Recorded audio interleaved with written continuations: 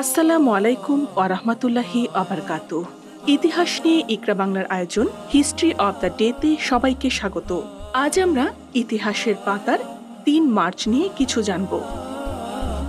১৫৭৫ সালের এই দিনে তুকারোয়ের যুদ্ধে মুঘল সম্রাট আকবরের বাহিনী বাংলার বাহিনীকে পরাজিত করে। ১৭০৭ সালের আজকের দিনে মুঘল সম্রাট আওরঙ্গজেবের মৃত্যু হয়।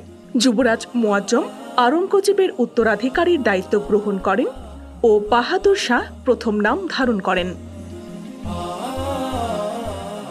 ১৮৭৬ সালের আজকের দিনে যুদ্ধ অবসানের পর রুশ তুর্কি শান্তি চুক্তি স্বাক্ষর হয়।